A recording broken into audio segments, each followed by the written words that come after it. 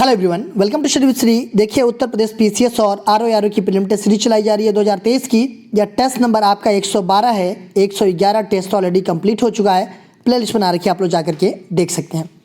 देखिए, अगर आप किसी भी स्टेट पीसीएस की प्रिपरेशन कर रहे हैं, जैसे कि BPSC, MPPSC, Jharkhand PCS, Chhattisgarh PCS, Uttarakhand PCS, Himachal Pradesh PCS या फिर आरएस, तो आप मेरे टेस्ट सीरीज को देखिए, आपको काफ़ी फ़ायदा मिलेगा। या किसी वनडे एग्जाम की प्रिपरेशन कर रहे हैं तो भी आप मेरे टेस्ट सीरीज को देखिए, क्योंकि जो भी क्वेश्चन हैं वो सभी प्रतियोगिता परीक्षाओं के लिए काफ़ी इंपॉर्टेंट है। देखिए, जो लोग फर्स्ट टाइम विजिट कर रहे हैं हमारे चैनल पे, चैनल को सब्सक्राइब कर लें। सब्सक्राइब करने के बाद से बेल आइकन को प्रेस कर लें कि मेरी जब भी वीडियो आए तो उनको नोटिफिकेशन मिल जाए। तो स्टार्ट करते हैं। फर्स्ट क्वेश्चन है, रेमसे हंट सिंड्रोम के संबंध में निम्नलिखित कथनों को पढ़कर कूट के अनुसार सही उत्तर का चयन कीजिए। यह एक दुर्लभ न्यूरोलॉजिकल विकार है जो कि आमतौर पे 60 वर्ष से अधिक उम्र के लोगों को प्रभावित करता है। दूसरा है कि यह वेरिकाल जोस्टर वायरस के कारण होता है। देखिए, बात की जा रही है रेमसे हंट सिंड्रोम्स के संबंध में, ठीक है। ये जो है कि एक दुर्लभ न्यूरोलॉजिकल विकार है, बिल्कुल सही है, जो कि आमतौर पे 60 वर्ष से अधिक उम्र के लोगों को ये प्रभावित करता है, बिल्कुल सही है। यह वेरिकाला जोस्टर वायरस के कारण होता है। देखिए, जो रेमसे हंट सिंड्रोम्स है, ये जो है कि वेरिकाला जोस्टर वायरस के कारण होता है, तो ये भी आपका सही है। तो पहला भी सही है और दूसरा भी सही है, तो ये हो जाएगा आपका सी ऑप्शन 1 और 2 दोनों सही है। खुवसगुल झील के संबंध में निम्नलिखित कथनों को पढ़कर कूट के अनुसार सही उत्तर का चयन कीजिए। यह झील उत्तरी मंगोलियाई प्रांत खुबसगुल में रूसी सीमा के पास स्थित है। क्षेत्रफल की दृष्टि से यह मंगोलिया की दूसरी सबसे बड़ी झील है। देखिए, बात की जा रही है खुवसगुल झील के संबंध में। देखिए, जो ये खुवसगुल झील है, ये उत्तरी मंगोलियाई प्रांत खुबसगुल में रूसी सीमा के पास ये स्थित है और क्षेत्रफल की दृष्टि से देखा जाए तो यह मंगोलिया की दूसरी सबसे बड़ी झील है। ये भी आपका सही है। तो पहला भी सही है और दूसरा भी सही है, तो ये हो जाएगा आपका और 2 दोनों सही है। निपुण परियोजना के संबंध में निम्नलिखित कथनों को पढ़कर कूट के अनुसार सही उत्तर का चयन कीजिए। निर्माण श्रमिकों के कौशल प्रशिक्षण के लिए निपुण नामक एक अभिनव परियोजना की शुरुआत की गई। निपुण परियोजना आवास एवं शहरी कार्य मंत्रालय की दीनदयाल अंत्योदय योजना राष्ट्रीय शहरी आजीविका मिशन की अपनी प्रमुख योजना के तहत 1 लाख से अधिक निर्माण श्रमिकों को नए कौशल और अपस्किलिंग कार्यक्रमों के माध्यम से प्रशिक्षित करने की एक महत्वपूर्ण पहल है। देखिए, बात की जा रही है निपुण परियोजना की, इसके संबंध में बात की जा रही है। तो ये जो है कि निर्माण श्रमिकों के कौशल प्रशिक्षण के लिए निपुण नामक एक अभिनव परियोजना की शुरुआत की गई है, ये आपका सही है। और निपुण परियोजना आवास एवं शहरी कार्य मंत्रालय की दीनदयाल अंत्योदय योजना, मतलब राष्ट्रीय शहरी आजीविका मिशन की अपनी प्रमुख योजना के तहत जो है कि 1 लाख से अधिक निर्माण श्रमिकों को नए कौशल और अपस्किलिंग कार्यक्रमों के माध्यम से प्रशिक्षित करने की एक ये पहल है। ये भी आपका सही है। तो ये हो जाएगा आपका सी ऑप्शन 1 और 2 दोनों सही है। थावर सिंचाई परियोजना का संबंध किस राज्य से है? उत्तर प्रदेश, मध्य प्रदेश, राजस्थान, गुजरात। देखिए, थावर सिंचाई परियोजना, इसका संबंध जो है कि किस राज्य से है? तो इसका संबंध जो है कि मध्य प्रदेश से है। और ये जो सिंचाई परियोजना है, थावर सिंचाई परियोजना, ये थावर नदी पर बनाई गई है। निम्नलिखित में से किस भारतीय राष्ट्रीय कांग्रेस के वार्षिक अधिवेशन में महात्मा गांधी ने कहा था कि गांधी मर सकते हैं परंतु गांधीवाद सदा जीवित रहेगा? लखनऊ 1916, लाहौर 1929, कलकत्ता 1928, कराची 1931। देखिए, पूछा जा रहा है कि वो कौन सा भारतीय राष्ट्रीय कांग्रेस का वार्षिक अधिवेशन था जिसमें महात्मा गांधी जी ने क्या कहा था कि गांधी मर सकते हैं परंतु गांधीवाद सदा जीवित रहेगा? तो देखिए, वो था आपका कराची का। ये डी ऑप्शन आपका सही है। देखिए, ये 29 मार्च 1931 को कराची में ये अधिवेशन हुआ था और इसके अध्यक्ष कौन थे? तो सरदार वल्लभ भाई पटेल जी अध्यक्ष थे इसके। देखिए, इस सम्मेलन में राष्ट्रीय आर्थिक कार्यक्रम से संबंध प्रस्ताव पारित किया गया था और इसी सम्मेलन में मौलिक अधिकार का भी प्रस्ताव पारित किया गया था। और इसी सम्मेलन में महात्मा गांधी जी ने ये बोला था कि गांधी मर सकते हैं परंतु गांधीवाद सदा जीवित रहेगा। तो ये हो जाएगा आपका डी ऑप्शन। सिद्धांत एवं प्रतिपादक का गलत युग्म बताइए। विकास का सिद्धांत दादा भाई नौरोजी, प्रबल धक्का सिद्धांत बी.एस. मिन्हास, टोबिन कर जेम्स टोबिन, मूल्यवर्धित कर मारिस फारे और कार्ल शूप। देखिए कुछ सिद्धांत का इसमें नाम दिया गया और इसके प्रतिपादक कर्ता कौन है, इसमें से गलत युग्म बताना है।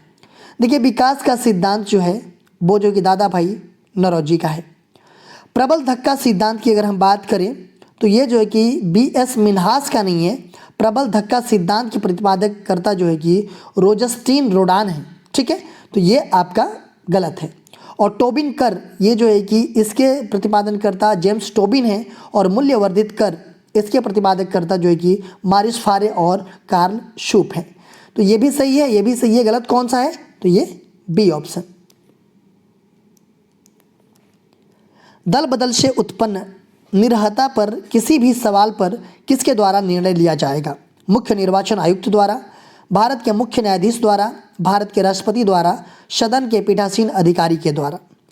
देखिए दल बदल से उत्पन्न निरहता पर किसी भी सवाल पर किसके द्वारा निर्णय लिया जाएगा? तो ये निर्णय लिया जाएगा सदन के जो पीठासीन अधिकारी हैं उनके द्वारा।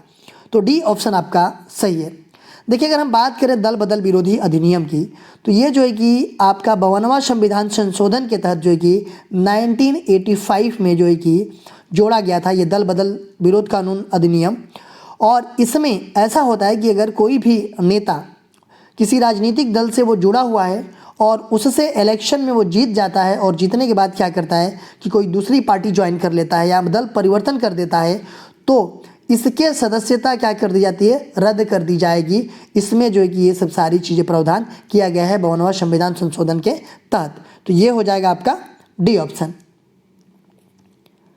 हिंदुस्तानी शास्त्रीय संगीत में ध्रुपद के बारे में निर्धारित तथ्यों पर विचार कीजिए।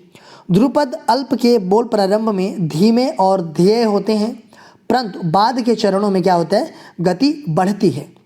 इसका उल्लेख जो है कि आईने अकबरी में है और यह शास्त्रीय गायन के ख्याल रूप का उपसेट है। इसमें से आपको सही कथन बताना है। देखिए अगर हम बात करें इसके तो ध्रुपद अल्प के बोल प्रारंभ में धीमे और ध्येय होते हैं परंतु बाद में क्या होते हैं कि चरणों में क्या आती है? इसमें गति आ जाती है। देखिए इसका उल्लेख जो है कि आईने अकबरी में किया गया है और यह शास्त्रीय गायन के ख्याल रूप का उपसेट है। देखिए ये गलत है, ये तो दोनों सही है। अगर हम बात करें सम्राट अकबर के दरबार में जो है कि दरबारी थे अबुल फजल, इन्होंने अपनी आईने अकबरी में ध्रुपद को काव्य रूप में परिभाषित किया है और ध्रुपद अल्प का विस्तार मात्रिक बोल के अक्षरों का उपयोग कर किया जाता है।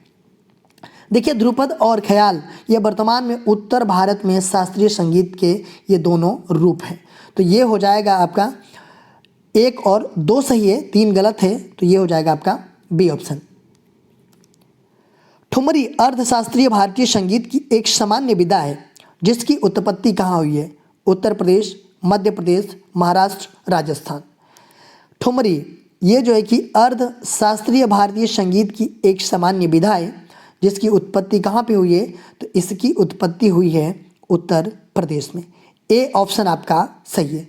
देखिए उत्तर प्रदेश के पूर्वी भाग में उत्पन्न शब्द ठुमरी को हिंदी क्रिया ठुमकाना से ये लिया गया है और यह नृत्य नाटिकाएं, मुद्राओं और उत्तर प्रदेश के लोकगीतों से संबंध है और इसके बोल सामान्यतः जो है कि उत्तर प्रदेश की हिंदी की बोलियां जैसे कि अवधी और ब्रजभाषा में होते हैं। तो ये हो जाएगा आपका ए ऑप्शन। स्वदेशी और बहिष्कार पहली बार निम्न में से किस घटना के दौरान संघर्ष की विधि के रूप में अपनाए गए थे? असहयोग आंदोलन, बंगाल विभाजन के विरुद्ध आंदोलन, साइमन कमीशन का भारत आगमन, इनमें से कोई नहीं। स्वदेशी और बहिष्कार ये पहली बार निम्नलिखित में से किस घटना के दौरान संघर्ष की विधि के रूप में अपनाए गए थे? तो ये अपनाए गए थे बंगाल विभाजन के विरुद्ध आंदोलन। देखिए स्वदेशी और बहिष्कार ये जो है कि पहली बार बंगाल विभाजन के विरुद्ध आंदोलन के दौरान संघर्ष को विधि के रूप में अपनाए गए थे। देखिए 1905 में बंगाल विभाजन की घोषणा की गई। और उस समय बंगाल का गवर्नर जनरल कौन था? तो लॉर्ड कर्जन था। और लॉर्ड कर्जन के द्वारा जो है कि बंगाल को दो भागों में बांट दिया गया, एक भाग पूर्वी बंगाल और दूसरे भाग क्या? पश्चिमी बंगाल। ठीक है, देखिए अगर बंगाल विभाजन के कारण के बारे में अगर बात करें कि क्या रीजन था बंगाल विभाजन करने का, तो बंगाल उस समय जो है कि भारतीय राष्ट्रीय चेतना का एक केंद्र बिंदु था। और बंगाल के जो लोग थे उनमें अत्यधिक राजनीतिक चेतना जागृत थी, जिसके कारण क्या किया लॉर्ड कर्जन ने, मतलब वो जो है कि कुचलना चाहता था, इसलिए बंगाल विभाजन की वो उसने घोषणा कर दिया। तो ये हो जाएगा आपका बी ऑप्शन। देखिए क्वेश्चन पूछा गया था आप लोगों से पिछले वीडियो में कि ग्रान चाको क्या है? अर्जेंटीना के मध्य भाग की घास भूमियाँ, अमेजन नदी द्रोणी के विश्वतीय वर्षा वन, ओरिनोको नदी द्रोणी के घास के मैदान, उत्तरी अर्जेंटीना और पश्चिमी पराग्वे के निम्न भूमि प्रदेश के घने वन और घास। देखिए जो ग्रान चाको है ये क्या है? तो ये है आपका उत्तरी अर्जेंटीना और पश्चिमी पराग्वे के निम्न भूमि प्रदेशों के घने वन और घास हैं। आज का क्वेश्चन देख लेते हैं कि निम्न विदेशी यात्रियों में से किसने भारत में हीरे की खदानों की विस्तृत रूप से चर्चा की है? जया बैप्टिस्ट टोर्नियर, वार्थेलेमी कार्य, जया द थेवेनो, फ्रांसवा वर्नियर। तो निम्न में से विदेशी यात्रियों में से किसने भारत में हीरे की खदानों की विस्तृत रूप से चर्चा की है? इसका आंसर आप लोग कमेंट बॉक्स में बताइएगा। इसका आंसर मैं नेक्स्ट वीडियो में आप लोगों को बताऊंगा। आप लोग मेरे चैनल को सब्सक्राइब कर लीजिए। सब्सक्राइब करने के बाद से बेल आइकन को प्रेस कर लीजिए कि मेरी जब भी वीडियो आए तो आपको नोटिफिकेशन मिल जाए। मेरा दूसरा चैनल है श्री GS पॉइंट, आप इसको भी सब्सक्राइब कर लीजिए।